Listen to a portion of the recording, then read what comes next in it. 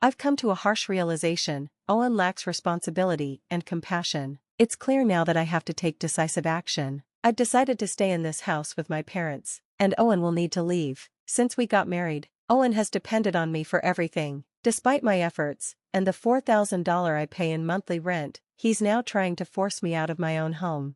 This is my breaking point. 4 months. I've contemplated divorce, but Owen's selfishness and dismissive remarks have solidified my decision. I told him firmly, I will leave this house. Yes, but for now, you need to go. His response? A shrug and a flippant, fine, I'll be out tonight and back tomorrow. Just make sure you're gone by then. The nerve of him. Don't you even care to check what I might take with me? I asked. He replied without hesitation, don't touch my equipment. Do whatever you want with the rest of the stuff. His dismissive attitude left me stunned but also resolute. If he's giving me free rein to manage the household items, I might as well use the opportunity wisely. Perhaps it's time Owen faces the consequences of his choices. I've already started planning. If necessary, I'll hire a removal service to pack up everything I care about. Owen might finally learn what it's like to deal with the aftermath of his actions. Let me give you some context. I'm Erica, 31 years old, a graduate of a prestigious program, and a researcher at a well-known company. My career is stable, and I earn enough to afford a $4,000 a month apartment. On paper, my life seems ideal: a good job, a nice home, and a family. I have a husband, Owen, and a son, Sam. From the outside, it might look like I have it all. But appearances can be deceiving. That $4,000 rent is a significant strain on our budget, even with my decent salary. The real issue, however, is Owen's refusal to contribute meaningfully. At 32, he's still chasing a dream of becoming a musician. I once admired his ambition. In his early days, he performed at events and small venues, and his passion was inspiring. But that was years ago. The income he makes from part-time jobs is erratic, and his dream of making it big feels more like an illusion. Meanwhile, I've been left to shoulder all the responsibility. When I voice my concerns about the financial burden, Owen dismisses them. You sound like an old woman. He scoffs. I'm not complaining, I'm stating facts. I've been patient, supportive, and understanding, but my patience has run out. I've carried this marriage and this family long enough. Owen's refusal to change has forced me to make a choice. Divorce is no longer just an idea, it's the solution. I deserve a life where I'm not constantly worrying about rent or being belittled for speaking the truth. Sam and I deserve better. It's time to prioritize my well-being and let go of a relationship that only holds me back. When I was younger, I saw Owen's potential. He seemed full of promise, and I believed in his dreams. When I got pregnant, he promised to work hard for our future. I was 20 when we got married, and I thought he would let go of his music career to focus on building a life with us. At first, I felt guilty for questioning his choices. I didn't want him to feel like he had to abandon his dreams entirely. But after Sam was born, nothing changed. Owen kept chasing his music dreams, working part-time jobs, and acting as if he had no other obligations. I couldn't take it anymore. One day, I confronted him. How long do you plan to keep working part-time? You're almost 32. People your age are building careers. I have my own way of living, he replied, dismissively. Don't compare me to others. His words infuriated me. Your way of living doesn't mean anything if you're not contributing. Start helping with household expenses. When I become famous, he shot back. I'll make up for the money I'm not earning now. Stop dreaming and face reality. I snapped. He had no answer. Eventually, he picked up another part-time job, but it wasn't enough. Despite everything, he kept talking about his dreams. You're being too noisy, he'd say. Times have changed. There are so many ways to succeed without signing with an agency. I'm making progress, even if it's slow. It's exhausting. His band broke up years ago, and the other members moved on. Some got married, others found steady jobs. Owen clings to the past. He calls giving up on dreams pathetic, but I see it differently. Sacrificing a dream to support your family is meaningful and responsible. Is that so wrong? When I was pregnant, Owen promised to work hard for our child. What he really meant was he'd keep working hard at his music career. I kept hoping he'd change, but now I see it's not going to happen. Did you buy expensive clothes again? I asked recently, frustrated. Looking good is important for my job, he replied. His job? His dream? His excuses? They're not enough anymore. It's time for me to move on. I'm ready to rebuild a life of stability and happiness for myself and my son, without Owen holding us back. I couldn't believe it. Owen hasn't made a single dollar from his music career. Yet he talks as if he's already a star. It's been 11 years since our son, Sam, was born, and Owen is still working part-time jobs. At nearly 32, he's spent years chasing dreams that have yielded no tangible success. Instead of contributing to the household, he spends money on expensive clothes and music equipment. I wish you'd spend less on those things and help with the household expenses, I told him. You can't satisfy hunger with pretense. These things are necessary for me, he snapped back. His attitude fuels our arguments. We try to discuss these issues privately, away from Sam, but in a small apartment, it's impossible to keep our voices from carrying. Sam often overhears, and that's one reason we've considered moving to a bigger place. As our son grows, the apartment only feels more cramped. Sam's 11 now, and this place is too small, I told Owen. Should we move? Yeah, he said nonchalantly. This was your house originally anyway, right? You lived here alone before we got married. Do you have a problem with that? I asked. It's not a problem, he replied, but I'd like to move to a bigger place, maybe a high-rise condo. That would be cool. And who's going to pay for it? I pressed. I'll help with the household expenses, he said, as if it were a great concession. You handle the rent, and I'll cover electricity, gas, and groceries. Please, I really want to live in a high-rise condo. With my salary, it was possible to afford the rent, and his offer to help, even in a small way, gave me a flicker of hope. Maybe this was the push he needed to start valuing money and taking responsibility. Okay, I agreed. I'll look for a place, but since I'm paying the rent, I get to choose where we live. Deal? Deal, he said eagerly. As long as it's a high-rise condo, I'm fine with whatever you pick.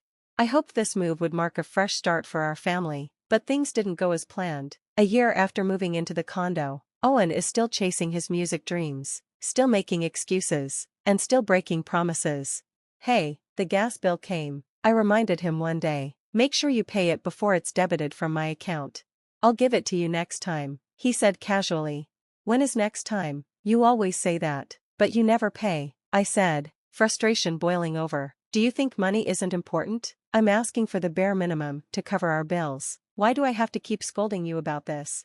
All you ever do is fuss about money, he snapped. His dismissiveness left me fuming. Owen promised to help with the bills, but it's clear his promises were empty. Thankfully, I set up direct payments for utilities to avoid overdue charges. Otherwise, Owen would likely neglect them entirely. Occasionally, he leaves small amounts of money behind, like the $100 bill I once found on the living room table. For a moment, I thought maybe he was embarrassed to hand it to me directly. Perhaps it was his way of showing he cared, but then I realized I was wrong. He hadn't paid his share of the electricity bill that month either. I do pay sometimes, don't I? Owen argued when I confronted him. It felt like he only handed over small amounts to soothe his conscience. Then there were the lies. One day, he asked me, I want to take my parents on a trip. Can you lend me some money? How much do you need? I asked. $100 should be enough, he replied. I gave him the money, but deep down, I knew it wasn't for a trip. Owen has a habit of lying when he wants pocket money. He likely used it to treat his friends or buy something frivolous. Meanwhile, I'm left paying $4,000 a month for rent. I thought moving into this condo might inspire Owen to take work more seriously, but he continues to let me down. I can't save for the future under these conditions. I'd rather use the money for something meaningful, like Sam's education or our retirement. I've considered divorce before, but now it's becoming a serious option. Then Owen said something that made my decision crystal clear. Hey, we have an unused room, right? I was thinking of clearing it out and making it a space for my parents, he said. A room for your parents? Are you saying they'd move in with us? I asked, surprised. My parents are getting older, we can't just leave them alone, he said, trying to sound noble.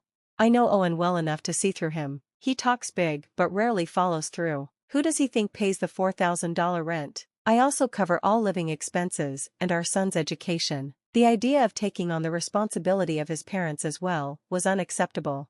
I'm against it, I replied firmly. Don't answer so quickly, think about it for a while, he urged. I have thought about it, and my answer is no, I said again. Why are you being so stubborn? What's wrong with taking care of my parents? Are you telling me to abandon them? You're heartless, he snapped. To an outsider, I might sound selfish, but the problem isn't his parents, it's Owen. If they moved in, I know I'd be the one taking care of them, just as I handle everything else in this household. I will not live with your parents, I said resolutely. Owen glared at me. Fine, I'll live here with them. You need to leave. I couldn't believe what I was hearing. Since we got married, Owen has been entirely dependent on me, and now he's trying to kick me out of the house I pay for. His selfishness and irresponsibility made my decision clear. Fine, I said coldly, I'll leave. Good, pack your things and get out quickly. I'll be back tomorrow evening, make sure you're gone by then. Are you sure you don't want to check what I might take with me? I asked. Don't touch my equipment, do whatever you want with the rest, he said before storming out. With Owen gone, a strange sense of freedom washed over me. As I stood there, my 15-year-old son, Sam, stepped out of his room. Mom, I'll help you pack. I'll go with you too, he said softly, trying to comfort me. His words broke my heart. Whenever Owen and I fought, Sam would quietly retreat to avoid the tension. As a parent, it crushed me to see my child feel like he had to tiptoe around us. Where should we start, Mom? He asked. Start with your own things, I said. I have something else to handle. I couldn't help but smile bitterly. Owen was about to get a little shock of his own. As I grabbed my phone and made a call, I prepared for the next step in our escape. Hello, I'm sorry for the last-minute request, but could you help us tomorrow? I asked. Once everything essential was packed, my son and I left for a business hotel to figure out our next move. It wasn't ideal, but it felt like the first step toward reclaiming our lives. That evening, as expected, Owen called. I placed my phone on the table, exchanged a glance with Sam, and answered. What's going on? Where are you? Owen's voice was loud and agitated. What do you mean? Is there a problem? I asked calmly. All my clothes and equipment are here, but everything else is gone. Where's the table? The fridge? Did you take them? His panic was palpable. No, I replied. I called a junk removal service. By now, it's probably all been burned. Sam, sitting nearby, chimed in. Owen fell silent for a moment, likely shocked to realize Sam was still with me. What do you mean, burned? He finally sputtered. The furniture and appliances are marital property. You told me I could do whatever I wanted with everything except your equipment, so I did, I said. How am I supposed to live now? He yelled. If you need furniture, buy new ones. In the meantime, use your amp as a chair or wrap your guitar in a towel for a pillow, I replied, unable to keep the sarcasm out of my voice. That's not funny, how could you do something so nasty? He snapped. We're getting a divorce, I said firmly. Yes, I understand, he replied, trying to sound unaffected. I knew he thought this was just another argument, but I had made up my mind. His response only strengthened my resolve. Good, I said, we'll talk about the details later. Since you're planning to live in the house with your parents, I'll go to the real estate agent tomorrow to update the contract. Owen hesitated. If you change the contract to my name, the divorce will be final. Are you sure about this? He asked, his voice trembling. Yes, I said coldly, making it clear there was no turning back. His pride wouldn't let him backtrack, even though I could tell he regretted how far things had gone. A few days later, we went to the real estate office to finalize the condo arrangements. I ended my part of the contract with ease, but Owen hit a wall when he tried to transfer it to his name. What? The rent is $4,500? His face went pale. He had no idea how expensive it was, because he'd never asked. He assumed he could rely on his parents to help cover the cost, but their retirement income made that impossible.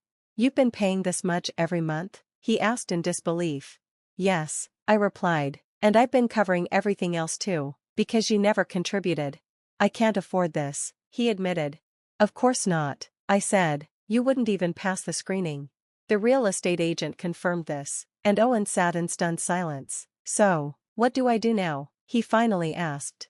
If you can't sign the contract, you'll have to leave, I said matter-of-factly. Owen's face reddened, a mix of anger and humiliation.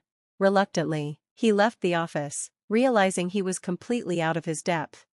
After the divorce was finalized, Owen's life fell apart. When I informed his parents about the situation, they decided to stop supporting him until he found stable work. Unable to rely on them, Owen struggled to rent even a small apartment. His freelancing income was too unstable to sustain a music career, and at 32, his chances of finding a regular job were slim. Meanwhile, I found a new apartment for Sam and me. The rent is much more affordable, and I can finally use my income for meaningful things like our future. While I don't fault anyone for chasing their dreams, I found peace in creating a stable, happy life for my son. That's what truly matters to me now.